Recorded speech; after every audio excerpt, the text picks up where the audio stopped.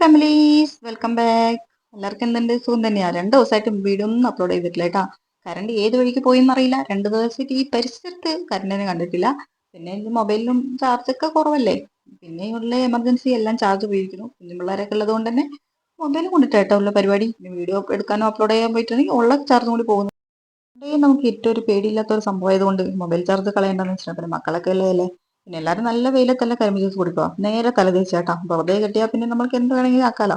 അങ്ങനെ നല്ല മഴയത്ത് ഒരു കരിമ്പ് ജ്യൂസ് കുടിക്കാൻ വേണ്ടിയിട്ടുള്ള കൊതി കൊണ്ട് അടിക്കുന്നതാണ്. പിന്നെ എങ്ങനെയൊക്കെയോ അരച്ചെടുത്ത് ചാറൊക്കെ പിഴിഞ്ഞെടുക്കുമ്പോൾ ഈ കൊലത്തിലാണ് കിട്ടിയ. ഇനി മധുരം ഉണ്ടോ ഇല്ലെന്നറിയില്ല. ഇനി കുടിച്ചിട്ട് വേണം നോക്കാൻ വേണ്ടി. കടിച്ചു കഴിഞ്ഞാൽ മടിച്ചവർക്ക് ഇങ്ങനെ അരച്ചിട്ട് ഇങ്ങനെ കുടിച്ചാലോ. ഓ, നല്ല ടേസ്റ്റ് ഉണ്ട് കേട്ടാ.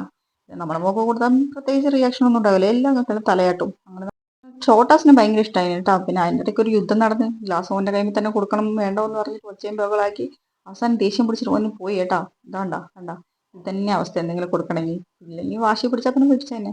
ഇത് കാണുമ്പോൾ നല്ല രസമല്ലേ. പക്ഷെ ഇത് പിഴിഞ്ഞെടുക്കുമ്പോഴുള്ളൂ ഞാനൊരു വഴിയായി. നല്ല വെയിലൊക്കെ ആണെങ്കിലും ഉണക്കിയിട്ട് ചെടിയെങ്കിലും നടയിലും. അങ്ങനെ ഇതാ കുറച്ച് കഴിയുമ്പോഴത്തേക്കും പിന്നെയും മഴ തുടങ്ങിയിരിക്കുന്നു.